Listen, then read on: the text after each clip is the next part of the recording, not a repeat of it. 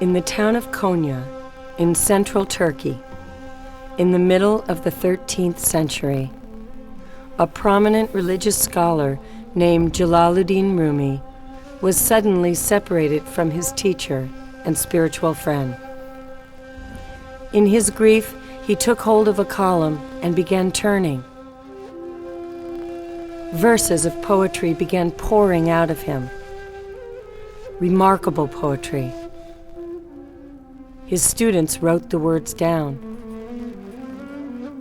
700 years later, Rumi's poetry is being discovered in the West. He is, in fact, the best-selling poet in America.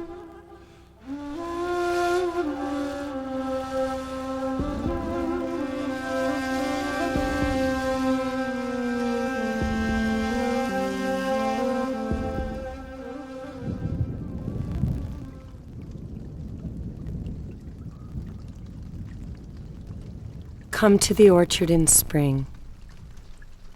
There is light and wine and sweethearts in the pomegranate flowers. If you do not come, these do not matter. If you do come, these do not matter.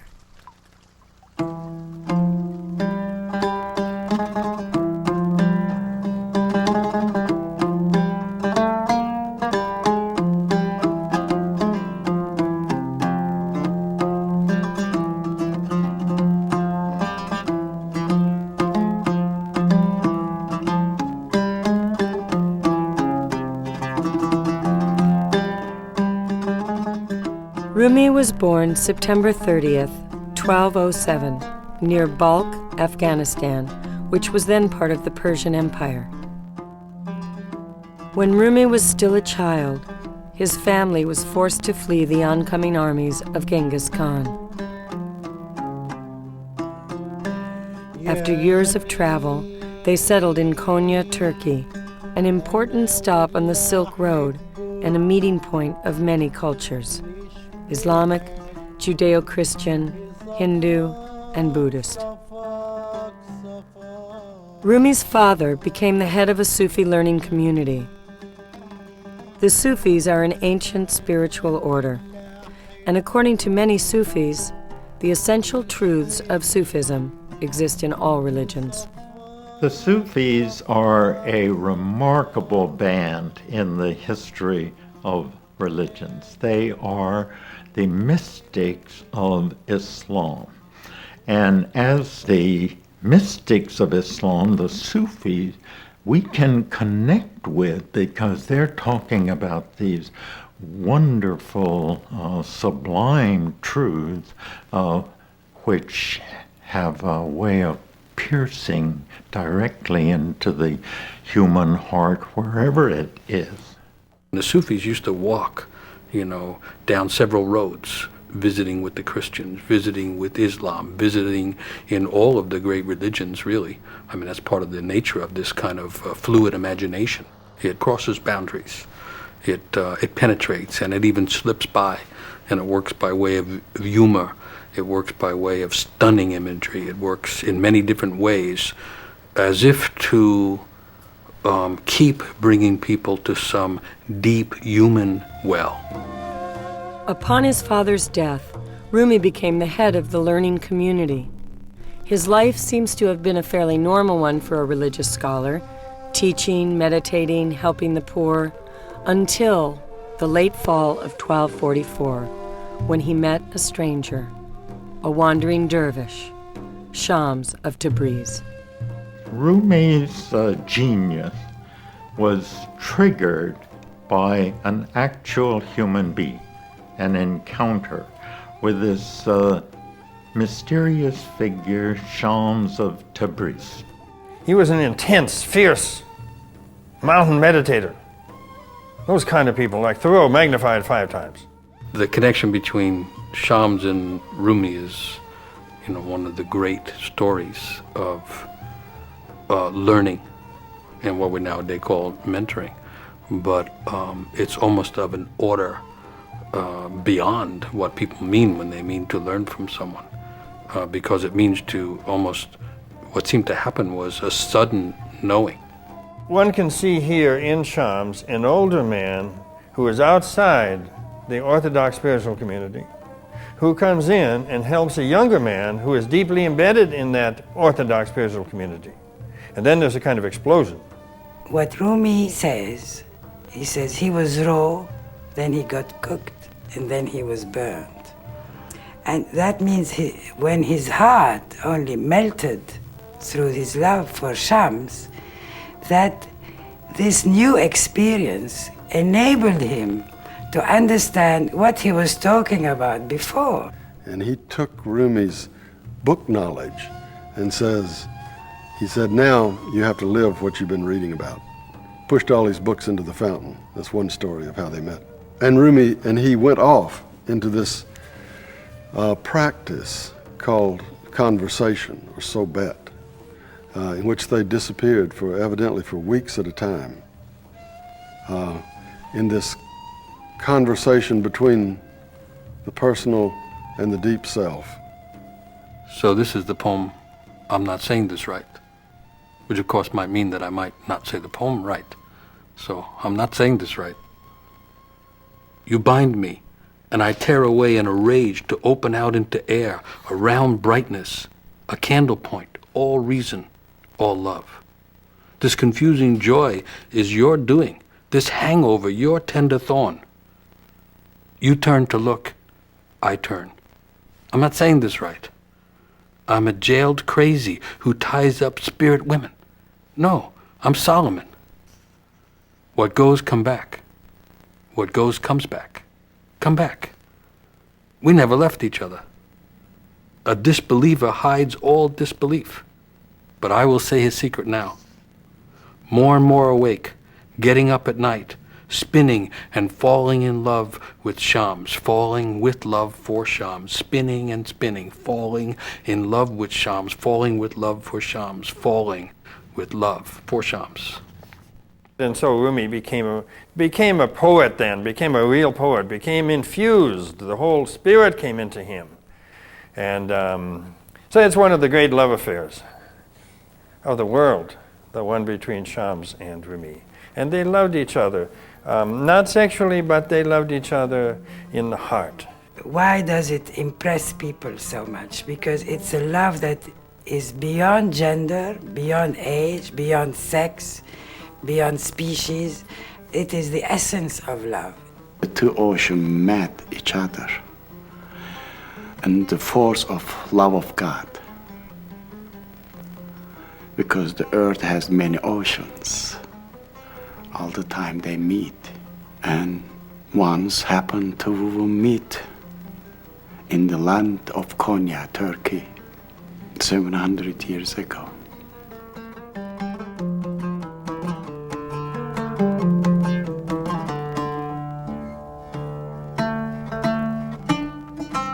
When you feel your lips becoming infinite and sweet, like a moon in a sky. When you feel that spaciousness inside,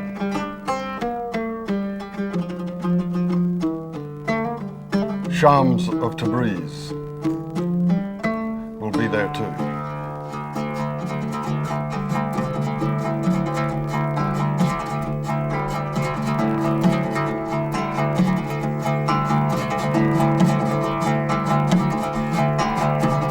Something opens our wings.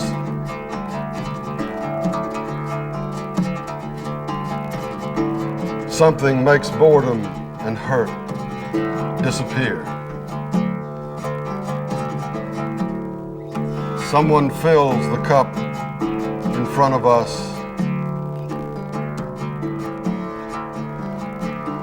We taste only sacredness.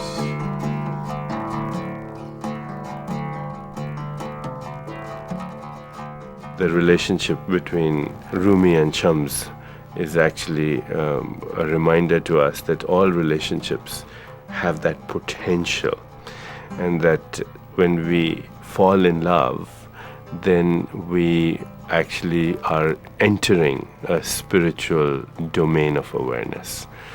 romantic lovers are confused. That's a very spiritual state, to be confused. You know, Rumi says himself, he says, label me and define me, and you'll starve yourself of yourself. Nail me down in a box with cold words, and that box will be your coffin, because I don't know who I am. I'm in astounding, lucid confusion. That's the state of love. There was a lot of jealousy among Rumi's students over this. Jealousy is one of the main impulses in the human race, you know. So no one knows exactly the truth, but some feel that what happens is that the students killed Chams, hid the body. Rumi then went out in the backyard, and there was a pole there. And in his grief, he kept going round and round and round and round the pole. And this is the beginning of the whirling dervishes, when it was done out of grief, which is terrifically interesting. That's how all that great poetry started, was in grief, the thing that we avoid the most. And in that time, he would begin to speak the lines, speak them out. They'd all appear in rhyme and meter, perfectly done. And then when he came out, the students would say, "Oh my God, that's tremendous, you know, write that down." No, he said, "No, let's keep dancing, let's go. Well, that's only words."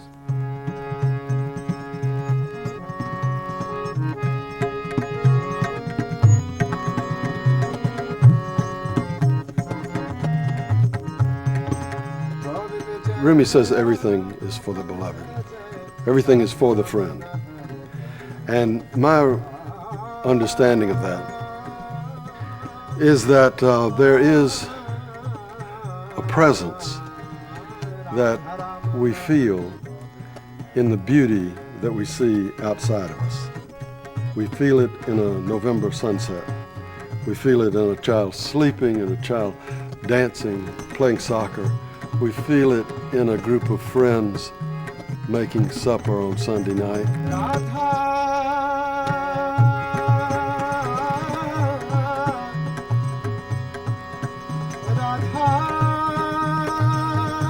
He would say that feeling is a presence that is both outside of us and tending us and inside us. When we feel like the jewel-like quality of our own inner awareness, that also is the friend. And this inner-outer presence is addressed directly in many of Rumi's poems.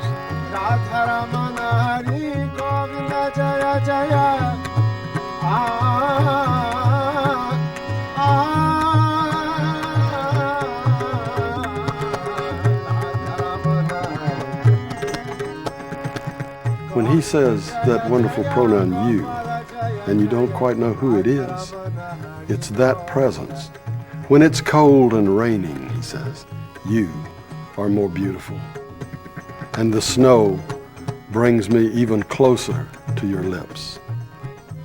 The inner secret, that which was never born, you are that freshness, and I am with you now.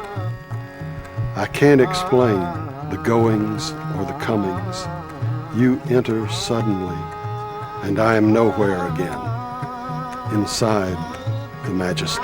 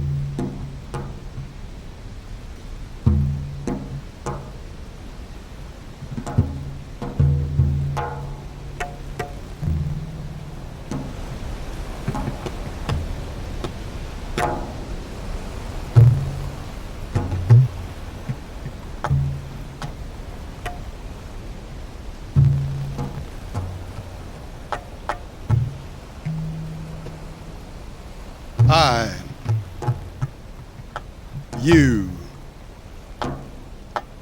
he, she, we. In the garden of mystical lovers, these are not true distinctions. I, you, he, she, we.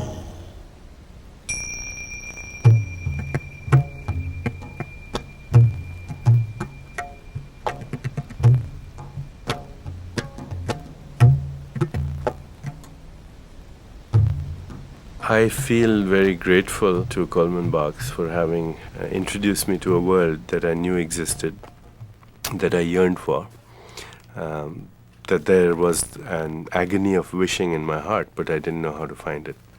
I'd found it through other means, through other poets, but never with the intensity and passion of Rumi.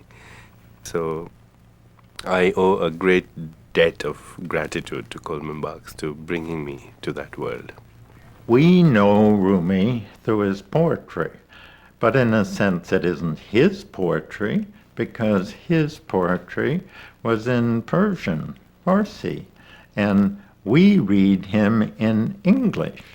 And the difficulties, the problems, also the mysterious connection that occurs, but also a distance in translation, is an abiding factor for all translators, but especially for poets. First time I ever heard of Rumi was at one of Robert Bly's conferences in 1976, when he handed me a book of scholarly translations by A.J. Arbery, and he said, these poems need to be released from their cages, you know. And so I began rephrasing Arbery's English. And in the course of that, a sequence of coincidences happened, and I met a Sufi teacher, Bawa Muhayyiddin. And he told me to do this work. And if I had not sat in his presence for about 9 years on and off, I would have no idea what Rumi was about, or what he did. I believe in both translations and versions. In a translation, one has to know the language. For example, Spanish, when you translate Neruda, and then Neruda's contemporary, and so you can feel the turns, and you can feel the sorrow where it is in the sentence, and which words have tremendous sorrow, even in Spanish, and continue them. And then you follow the emotional mood of that line. And then as a translator, I'm responsible for the accuracy. I still may make many mistakes. I will always find a speaker who knew Spanish and English in the cradle, because that's where the sounds are first heard. A version is a different thing for me. I found Kabir, I thought they were so fantastic that I thought, well, what would this sound like if it were written today? So I made a guess at the lines. And they're not accurate. You're making a guess. You're bringing it up to modern times, you're putting in... But the aim of those translations, the aim of versions, is to bring in poets so unusual, so amazing, that you'd rather have an inaccurate translation than none at all. Well, I work with scholars who give me literal versions of poems from the Persian. The more literal, the better for me. So John Moyne, and evidently Reynold Nicholson's version of translation of the Mathnawi is very literal. I take what they give me, which is literal English, and then try to make a poem that's valid in American right now.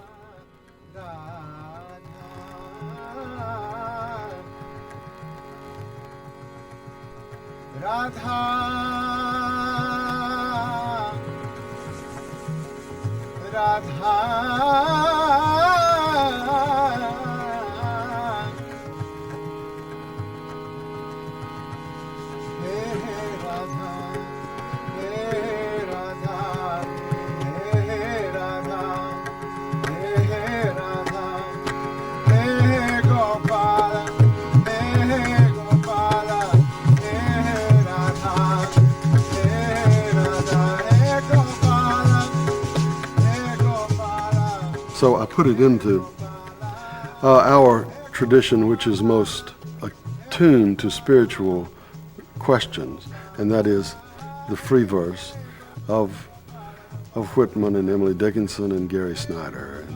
And in terms of the musicality of the Persian, we don't try to reproduce that at all. It's densely rhymed within words and within the middle words, and that's almost unreproducible in English. مرده بودم زنده شدم گریه بودم خنده شدم دولت عشق آمد و من دولت پاینده شدم گفت که تو شیخ شدی قبله این جمع شدی شیخ نیم جمع نیم دود پراکنده شدم گفت که با بال و پری من پر و بالت ندهم در هوس بال و پرش بی پر و پرکنده شدم I don't know. It's quite difficult to understand it and easy as well. More translators work on a text, the better, because every version gives you something else, because it's through the eye of that particular poet or translator. He sees more this word or more that version. But somehow the cork comes out of the bottle again, and the genie is out, so to speak. With reference to an old story where it's uncorked and the spirit of the thing comes to life again, which has certainly happened through Coleman Barks, Robert Bly, and the other translators.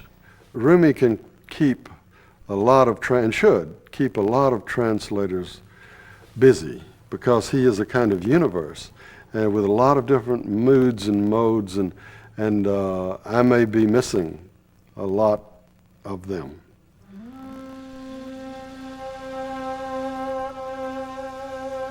This is the story told by the reed. بشنو از نی چون حکایت می کند.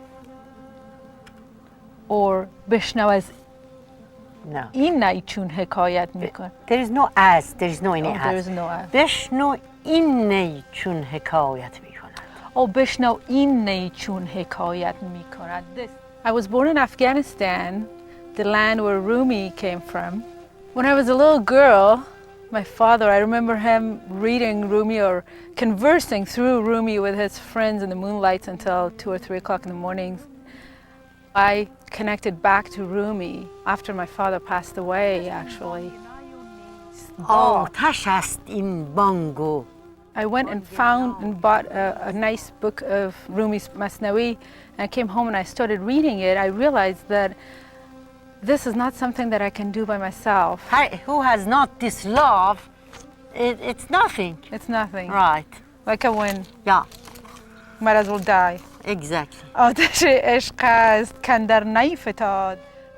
I knew I needed a teacher, so I found Zari through friends, and it's been really wonderful working with her. Somebody who has the knowledge of the poetry and Rumi and the culture.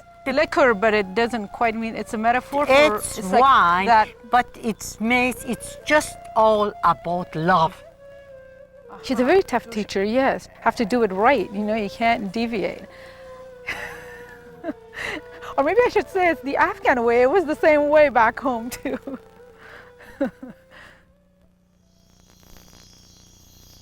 Listen to the story told by the reed of being separated. Since I was cut from the reed bed, I have made this crying sound. Anyone apart from someone she loves understands what I say. Anyone pulled from a source longs to go back. Rumi, the dominant note in his poetry is, of course, longing. The longing of the soul for the divine.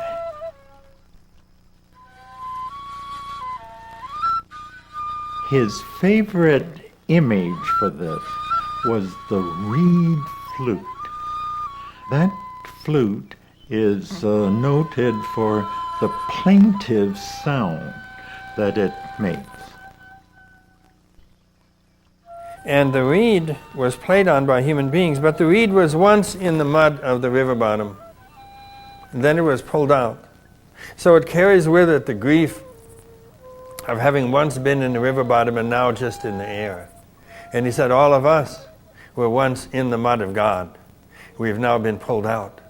So every time someone plays or does any poem, it'll always have in it that grief of having lost the mud of the riverbed of God. A craftsman pulled a reed from the reed bed, cut holes in it, and called it a human being. Since then it's been wailing a tender agony of parting, never mentioning the skill that gave it life as a flute. Boy, that changes the whole idea of being a victim in the world.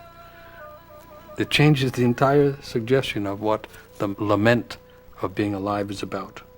The tender agony of parting. We live parted from something. That's great. You know, he says the reed can't make the noise, can't make the reed music, can't make the flute music until it is plucked from the reed bed and carved with 9 holes like the human body. And then it can make language when it's separated. Therefore, language is a proof that we're separated. The fact that we use language is part of our nostalgia for union. Every soul has their own broken heart because if the soul is not united at the essence of it, of itself, of course, has broken hearts. Love is the goal of all other goals. You know, some time ago I read something, some Nobel laureate won the prize, and he said, you know, this is a consolation prize. I was looking for love.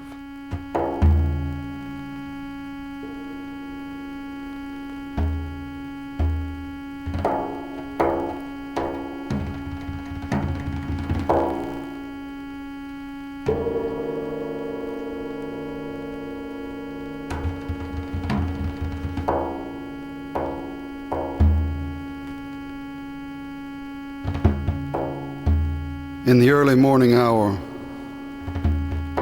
just before dawn, lover and beloved wake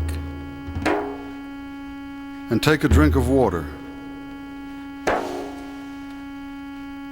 She asks, do you love me or yourself more, really? Tell the absolute truth.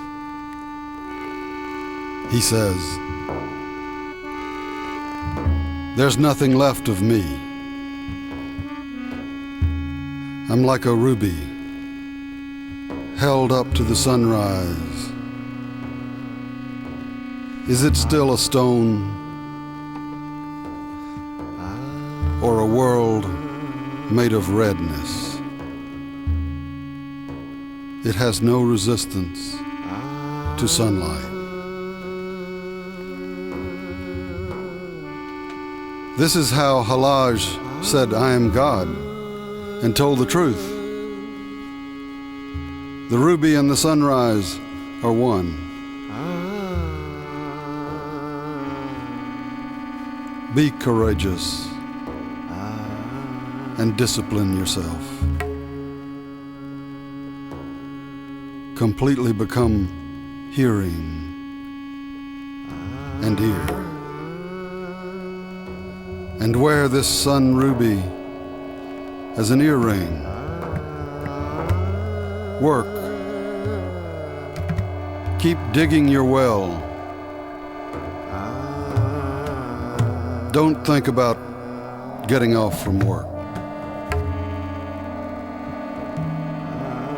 Water is there somewhere.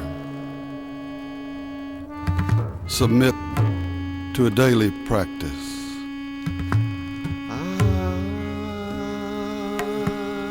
Your loyalty to that is a ring on the door.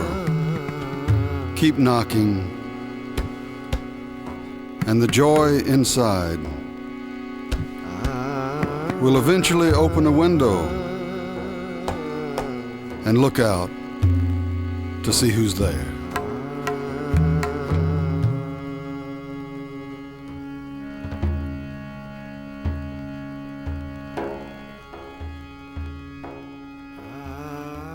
At the time of night prayer, as the sun slides down, the route the senses walk on closes. The route to the invisible opens. The angel of sleep then gathers and drives along the spirits, just as the mountain keeper gathers his sheep on a slope. That's the image. And what amazing sights he offers to the descending sheep. Cities with sparkling streets, hyacinth gardens, emerald pastures. The spirits see astounding beings. Turtles turn to men. Men turn to angels. When sleep erases the banal. I think one could say that the spirit goes back to its old home. It no longer remembers where it lives, and it loses its fatigue. It carries around in life so many griefs and loads, and trembles under their weight. They're gone. It's all well. They are gone. It's all well. So that's lovely.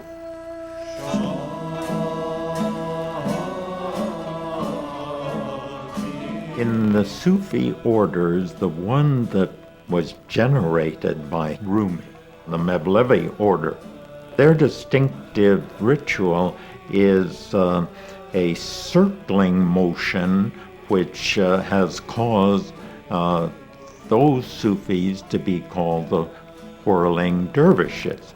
It comes from Rumi himself, who found himself drawn to circle pillars in his mosque. He would cup his hand and around a pillar and lean back, and found that that motion, for some, who knows what the symbolism is, maybe planets circling the sun, would just release a torrent of ecstatic poetry.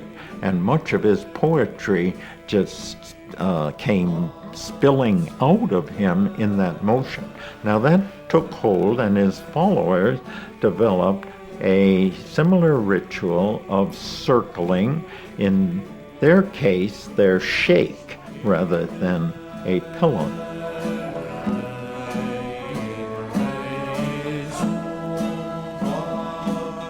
The secret turning in us makes the universe turn. Head unaware of feet, and feet head. Neither cares. They keep turning. The secret turning in us makes the universe turn. It's an image of surrender and discipline at the same time. If you've seen it done, you see that. They go, and then they just open and flower out, and they never fall. They're always in total synchrony. And they know where they are. They're in concert with the galaxies and the molecules and all these things that go like this. That's what I've always loved about the Sufis. They say that the great world is inside. This world that looks so huge and magnificent is the microcosm. The macrocosm is our inner life. It just reverses science. Or maybe the new science is saying something like that. That the inner world is the giant place, and the world, the outside world that we see, is the language that we use to speak of the inner. If we look deeply enough, actually, into the heart of science itself, we might discover that what Rumi and other great seers and sages and the wisdom traditions were saying was actually true. At the heart of creation, there is only that field of love. That ultimately even our material success comes from the ability to love and have compassion, comes from the capacity to experience joy and ecstasy and share it with others.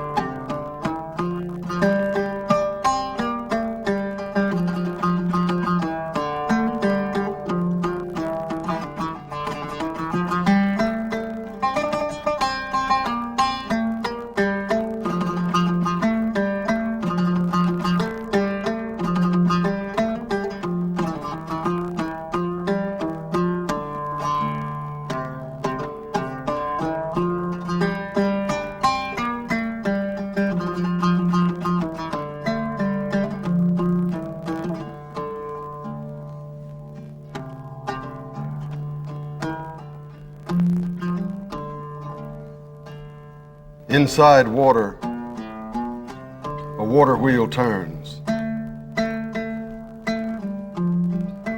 A star circulates with the moon. We live in this night ocean, wondering, what are these lights?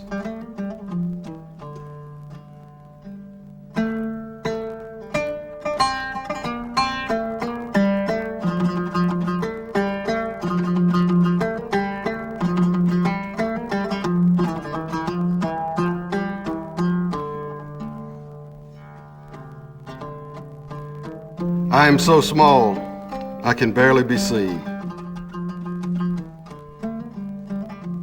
How can this great love be inside me?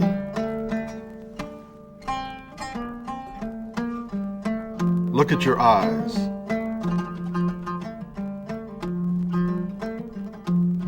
They're small, but they see enormous things.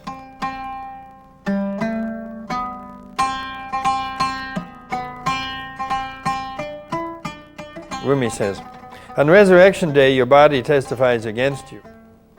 Your hand says, I stole money. Your lips, I said meanness. Your feet, I went where I shouldn't. Your genitals, me too. These voices will make your praying sound hypocritical. So let the body's doings speak openly now, without your saying a word. As a student walking behind a teacher says, this one knows more clearly than I the way. That's an amazing thing at the end, that your body in certain ways knows your way to the spirit better than your mind does. And the body forgives a great deal, you know. Rumi gives the way to live better, to love more, to be more comfortable in this world.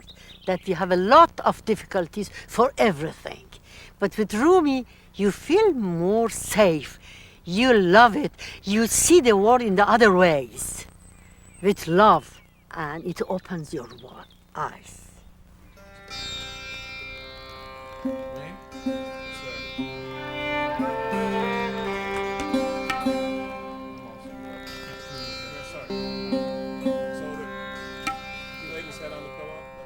Yeah.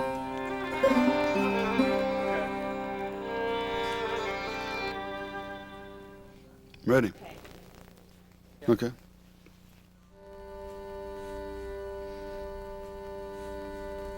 Inside water, a water wheel turns. A star circulates with the moon. We live in the night ocean, wondering, what are these lights?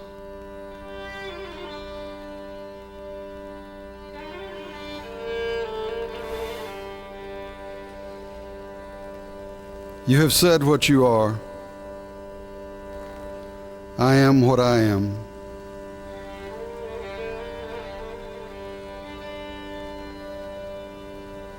Your actions in my head. My head here in my hands. with something circling inside. I have no name for what circles so perfectly.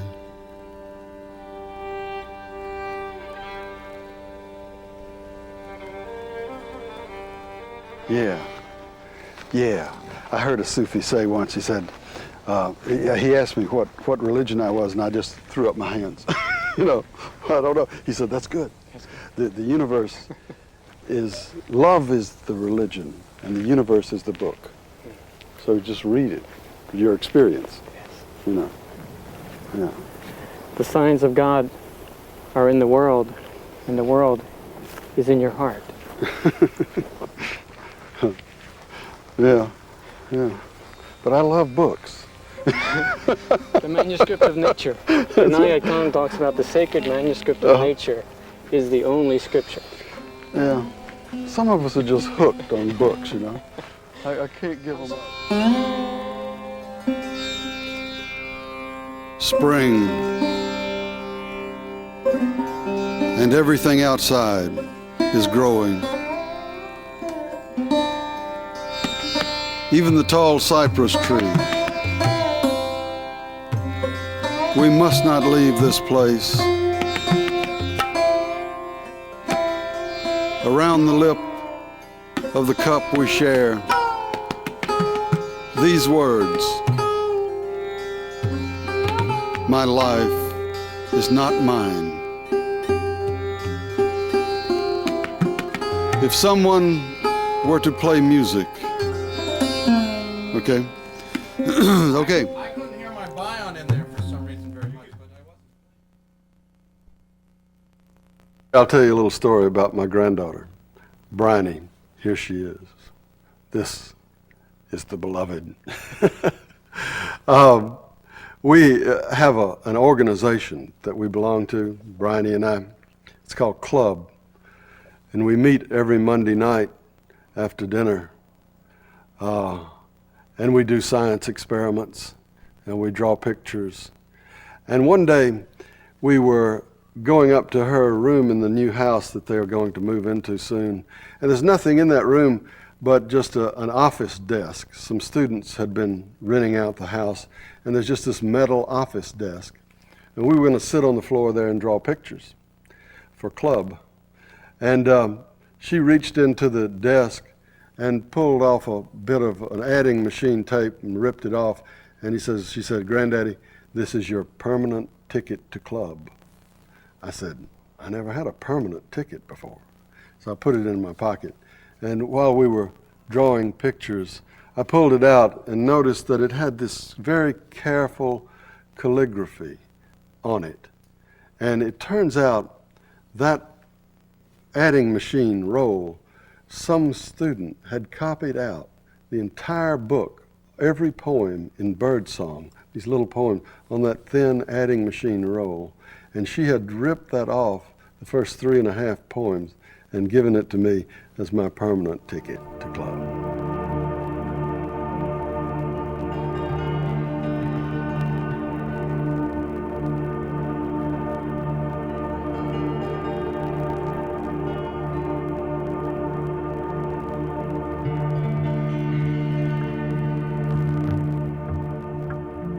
There's this old Celtic thing that there's very little difference between a song and a poem, between a poem and a story, between a story and a prayer.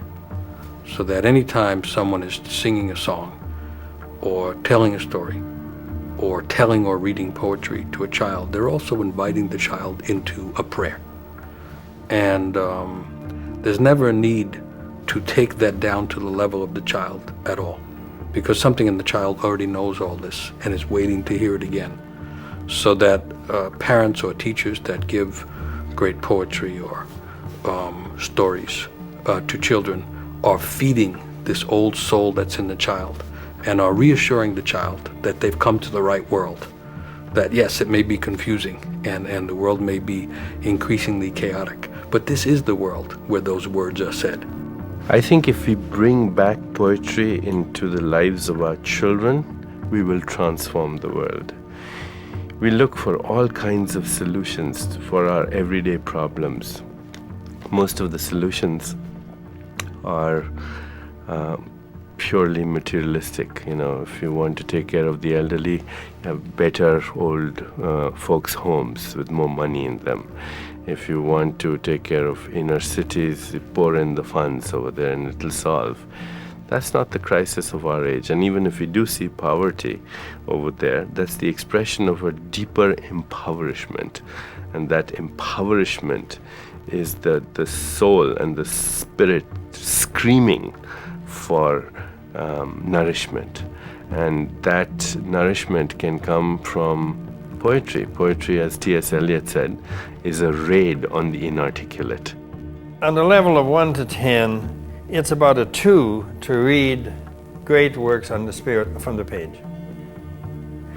On a level of 1 to 10, it's like a 9 to hear a human being speak it, especially one you love. That brings the Spirit inside the house, inside the family, inside your genetic line. It's gorgeous, fantastic. So I would rather have someone read to my children 3 poems than for them to read 30 on the page. To read a poem privately is a beautiful, can be devotional, prayerful thing. But to have the poem fall on the drum of the ear, that's different. Etheridge Knight, the great African-American poet, used to say, the words from my mouth are beating on the drum in your ear. So don't think this is casual.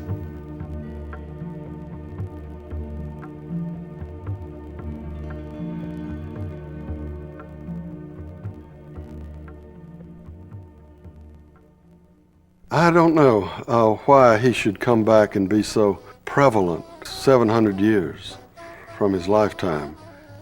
It may be a simple thing. It may be it's because he's telling a truth that we are ready to hear, and he tells it so clearly and with such gentleness and with such elegant images that we delight to hear his stories. When something is true, it can live 700 years or more. We read Homer or we read people who are older than Rumi, and their beauty is just as new today as it was then. Very hard to understand for ordinary people, but they can feel the smell, the fragrance, or feel the touch.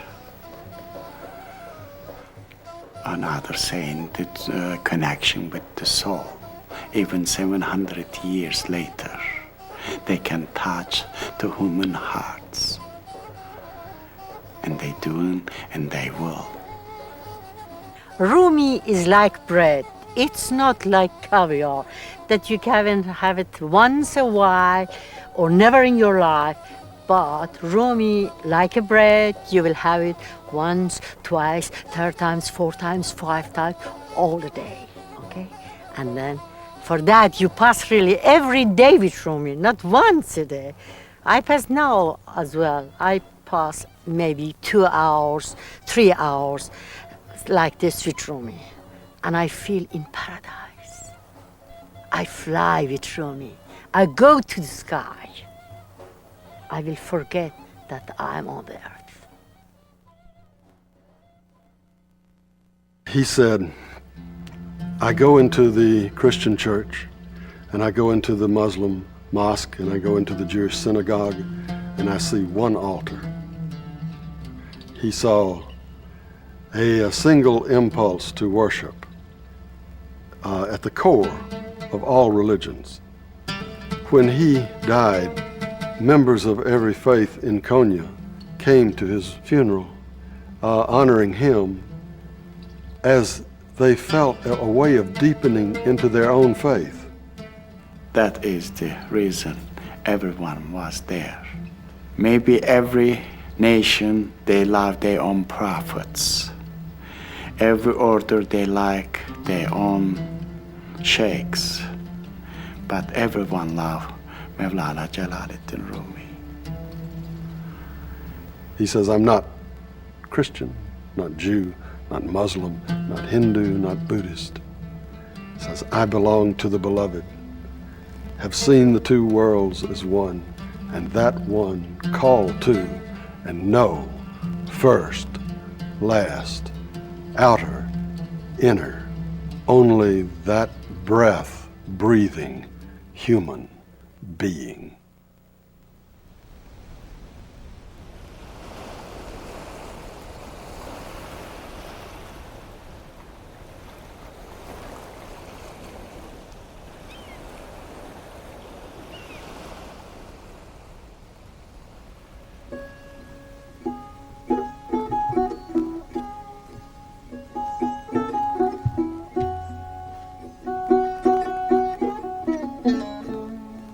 This we have now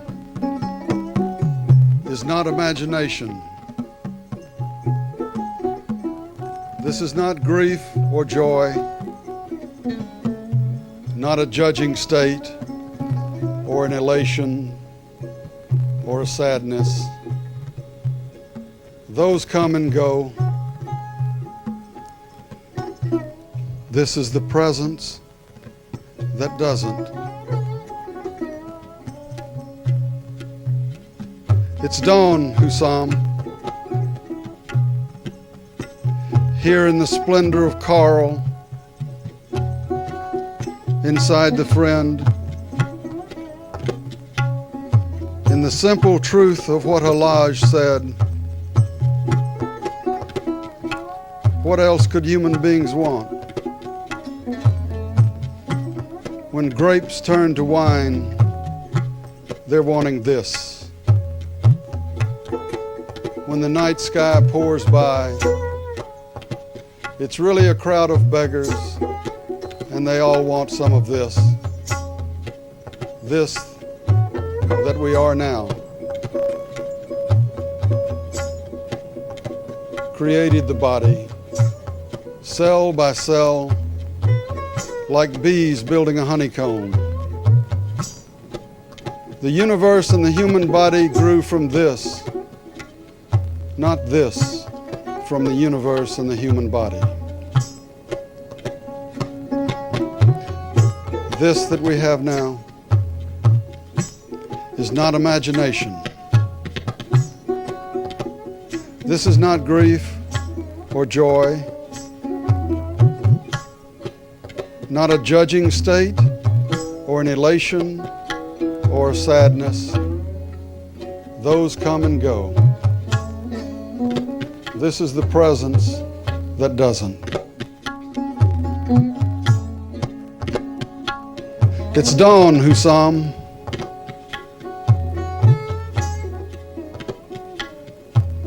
What else could human beings want?